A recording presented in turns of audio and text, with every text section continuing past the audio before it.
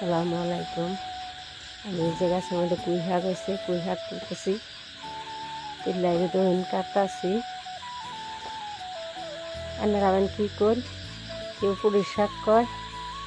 আমি যে মাছটি ভাজতেছি, মাছটি ভাজা হইলে আমি শাকটি কাটতে রাখছি।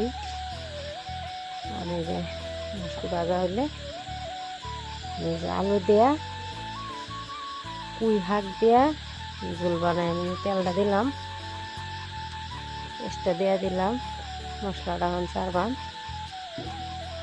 মশলাটা ছেড়ে দিলাম। মশলাটা কষা নিলে ভালো লাগলে একটু কমেন্ট করবেন, জানাইবেন, সাবস্ক্রাইব করবেন।